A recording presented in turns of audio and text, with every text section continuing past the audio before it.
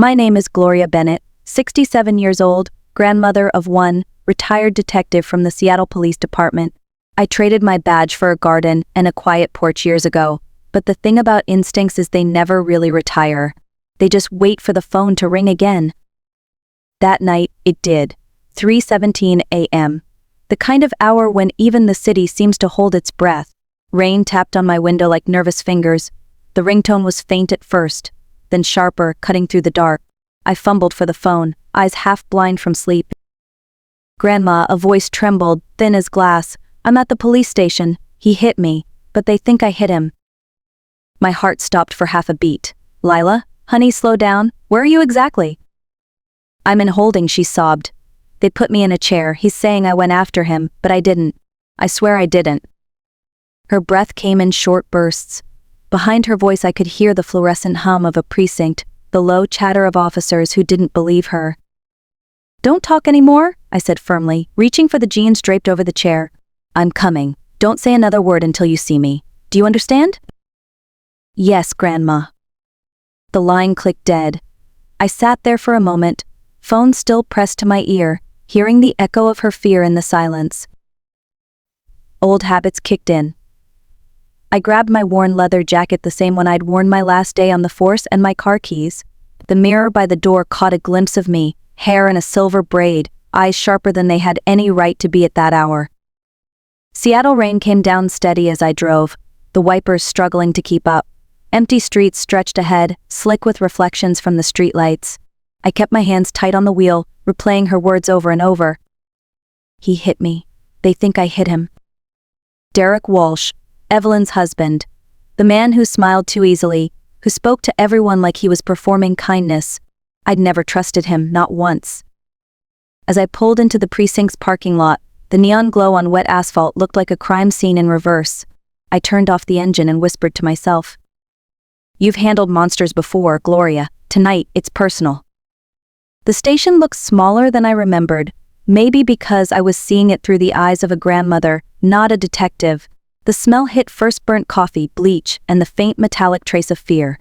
The kind of scent that clings to places where truth gets twisted before dawn. Officer Brian Chen sat behind the front desk, tapping nervously on a keyboard, young, maybe mid-20s, still wearing that fresh academy pride on his shoulders. When he looked up and saw me, I caught the flicker of recognition in his eyes. "Ma'am, visiting hours are." "Save it," I said, flipping my old badge open just enough for him to read the name. "Gloria Bennett, retired homicide. My granddaughter, Lila Walsh, was brought in an hour ago. I'm here to see her." He swallowed hard. "She's in holding too, ma'am, but her stepfather." "I know who he is," I interrupted. "Show me." The holding area was a narrow hallway washed in harsh fluorescent light. On the far end sat Lila, cuffed to a metal rail with a plastic zip tie cutting into her wrist. Her left cheek was swollen, one eye darkening into purple. She looked up as I entered, eyes wide, trembling between hope and shame. "Grandma," she whispered. I took a slow breath. "It's okay, sweetheart. I'm here." Across the room, Derek Walsh leaned against a filing counter like he owned the place. His designer shirt was stained with a small streak of dried blood near the collar. A thin scratch ran along his jaw, barely enough to sting, but apparently enough to spin a story. He flashed that smug half-smile, the kind that makes your fists itch.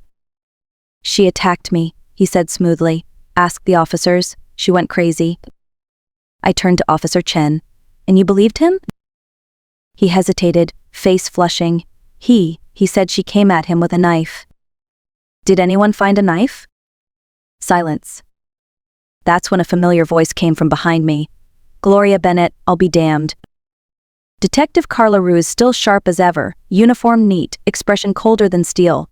We'd worked side by side for 10 years before I retired. "Carla," I said quietly, "good to see someone who still knows what they're doing." Her eyes flicked to Lila, then to Derek. "Let's find out who's really telling the truth." In that moment the air shifted. The game had changed. Detective Ruiz led me into the observation room, a small space with one-way glass and a table scattered with half-finished reports. She looked exactly how I remembered her, calm, analytical, the kind of person who could find logic in chaos. Officer Chen followed behind, notebook trembling in his hands. "Start from the top," Ruiz said. "What do we have?" Chen cleared his throat. Mr. Walsh claims Lila attacked him with a kitchen knife after an argument. Says she's been unstable for weeks, he has a scratch on his jaw and a split lip. I looked through the glass at my granddaughter. She sat motionless, her hands clenched in her lap. And her injuries, I asked. Bruised cheekbone, swelling, a cut on her eyebrow, Chen answered quietly.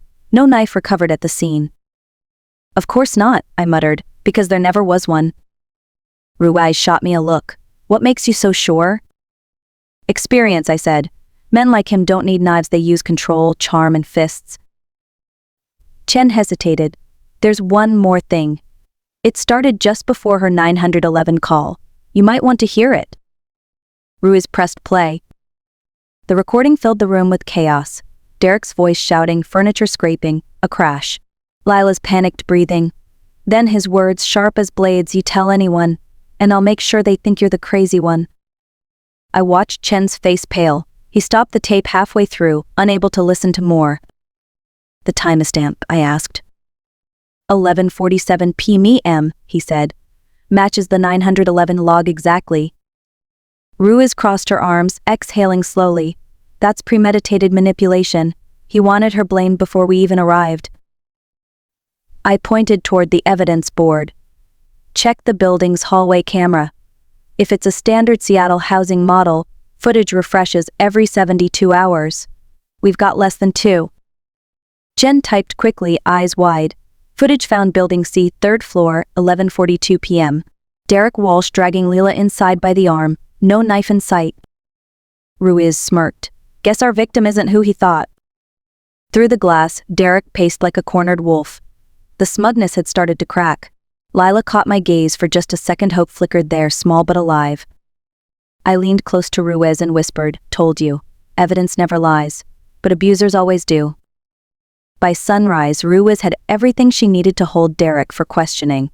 But Lila was pale and shaking, her wrists red from the plastic cuffs. I insisted she be taken to the hospital before anyone asked her another thing. Carla didn't argue, she knew that tone from the old days. At St. Mary's, the emergency ward buzzed quietly with the sounds of heart monitors and distant wheels on tile. A young nurse guided Lila to an exam room, and I followed close behind, still half running on adrenaline and coffee that tasted like burnt rubber. When the doctor entered, her eyes softened the moment she saw Lila. We'll take care of you, sweetheart, she said, gentle but firm. They began documenting everything, photos of bruises, measurements, notes in tidy handwriting. Each flash of the camera felt like another small piece of truth being restored. The results hit like a second punch. 2 ribs partially healed from older fractures. A wrist that had been broken months ago. Bruises in different stages of color, new, old, hidden under sleeves. The doctor turned to me, voice low. This wasn't the first time. I nodded slowly, I know. I just didn't see it soon enough. Lila sat on the exam table, hands folded in her lap, eyes glassy. He said if I told, no one would believe me, she whispered. Said Grandma used to arrest people like me, liars. That one hurt. I stepped closer, brushing her hair back from her forehead. You're not a liar, Lila. You're the bravest person I know. The nurse finished taping a gauze strip above her brow, her movements careful and tender. We're required to report this to Child Protective Services and the DA's office, she said. You're doing the right thing. Outside the room, I caught Ruiz waiting by the door with 2 coffees. She handed me one without a word. DA Monica Green's on her way, she said. We're filing charges tonight. I looked back through the small window at Lila sitting under the harsh white light, her small frame dwarfed by the hospital bed. For the first time since the call, I felt the weight settle in my chest, not fear but fury, sharp and clean. I've seen monsters before, I told Ruiz quietly. But it's different when one marries your daughter. By the time we returned to the precinct, the air had shifted. The officers who once avoided my gaze now nodded as I passed. Evidence doesn't just clear the innocent, it rearranges a room. Detective Ruiz had already started her report. On her desk lay printed stills from the hallway footage and the transcript of Lila's 911 call. Derek Walsh sat in interview room 2, pretending confidence while his leg bounced under the table. District Attorney Monica Green arrived moments later, her presence steady and precise. You've still got it, Bennett? She said with a faint smile. We'd worked together on homicide cases 20 years earlier. He's done. We're charging him with assault, falsifying a report, witness intimidation, and tampering with evidence. Ruiz looked up from her computer. You should see his face. He can't believe a teenager outsmarted him. I glanced through the glass wall. Derek looked smaller now, the polish stripped away. When Green stepped inside to read him his rights, he still tried to charm her, calling her sweetheart, offering excuses about discipline gone wrong. She didn't flinch. I'd trained her well. When the cuffs snapped on, something in him broke. He lunged toward the door, shouting, "You think this makes us even? Bennett, you think I forgot what you did to my brother?" The room froze. Ruiz turned to me. His brother. I nodded slowly, the memory rising like smoke. Tommy Walsh. Gas station robbery, 98. 25 years in Walla Walla. Derek was just a kid sitting in the courtroom. I didn't recognize him till now. Derek sneered. He said, "You ruined our family. Guess it's my turn." "Your brother ruined himself," I said quietly. "You just followed the family business." Ruiz and Green pulled him out as he kicked and shouted, his voice echoing down the corridor. Lila, sitting in the waiting area with a blanket over her shoulders, didn't look up. I knelt beside her. "It's over," I whispered. She shook her head. "It doesn't feel over." "No," I admitted, "it never really does, but now the right person's in handcuffs." Outside, dawn broke pale over the city. For the first time in a long while, I let myself believe that justice, though late, had finally arrived at our door. Evelyn arrived the next afternoon, suitcase still half-zipped, her face streaked with tears. She hadn't even gone home from the airport. Ruiz had called her mid-flight. The moment she saw Lila sitting on my porch, swing wrapped in a blanket, she broke. "Oh God, baby," she cried, falling to her knees. "I should have seen. I should have listened." Lila didn't move at first. She just stared ahead, eyes hollow from exhaustion. Then, slowly, she leaned forward, resting her head on her mother's shoulder. It was the first time they'd touched in months. The porch went silent except for the wind chimes and Evelyn's quiet sobs.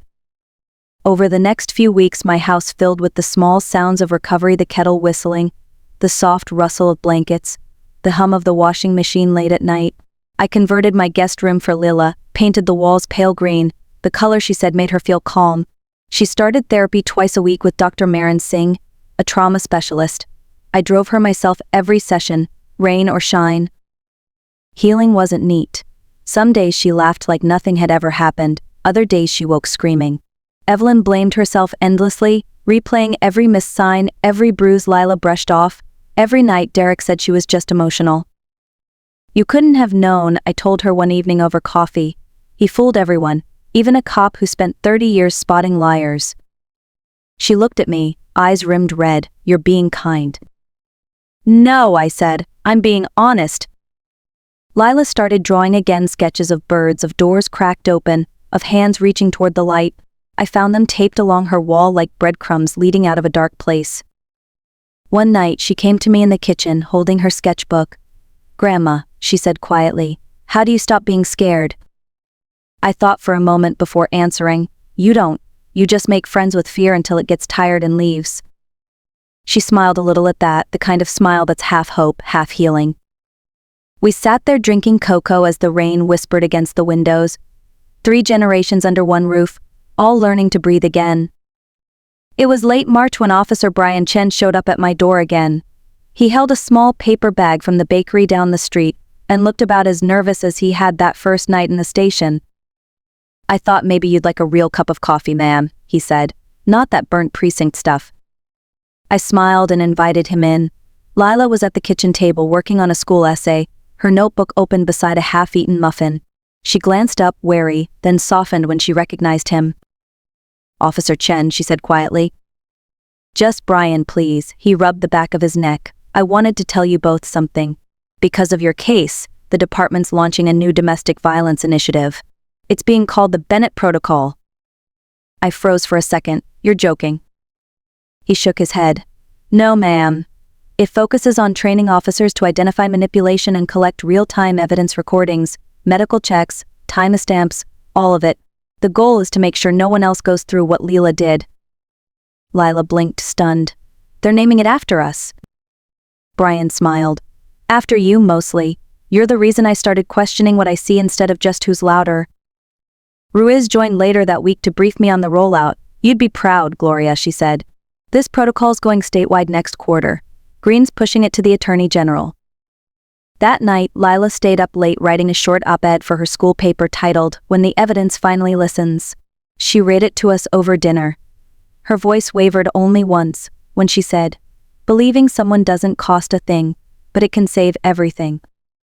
I felt something shift in me, something old and tired but finally at peace. Before bed, I looked out at the wet streetlight glow, holding the mug Brian had brought. I whispered to the night, "Justice isn't just about arrests, it's about who learns from them." From that day forward, every rookie in Seattle learned about the Bennett Protocol. And somewhere in those lessons, a 16-year-old girl's courage was teaching them all how to listen. A year passed quietly, the kind of quiet that feels earned. Spring melted into summer and Lila grew taller, her confidence blooming in the same space that once held her fear.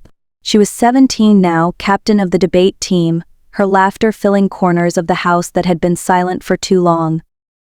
The night of her graduation, the gym was packed, streamers hanging from the rafters. Evelyn and I sat side by side, hands clasped tight as Lila stepped up to the podium in her pale blue gown. Her speech was titled "The Power of Being Believed." "I used to think bravery meant not crying," she said, voice steady into the microphone. "But sometimes bravery is crying and telling the truth anyway." There wasn't a dry eye in the room. When she finished, the applause felt like thunder rolling through the building. I couldn't stop smiling. After the ceremony, Lila handed me a small velvet box. "For you, Grandma," she said. Inside was a silver keychain, engraved with 5 words, "For the ones who believed I ran my thumb over the letters, unable to speak."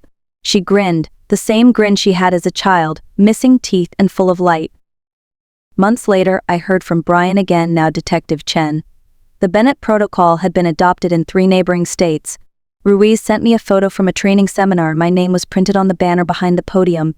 I laughed when I saw it. Life has a funny way of coming full circle. Sometimes at night, when the rain hums against the windows and the city glows beneath the clouds, I sit on the porch swing where it all began. The air smells of wet cedar, and I can almost hear that 3:17 a.m. ringtone echoing faintly in my memory. But now, it doesn't sound like fear. It sounds like a beginning. If you're listening to this story and it touched something in you, share it. Tell someone you trust. Leave a comment. Let me know where you're watching from. Because sometimes justice doesn't start in a courtroom. It starts with one person who decides to believe. And for me, that person was my granddaughter, Lila Bennett. She reminded me that even in the darkest hours, the light always finds a way back home.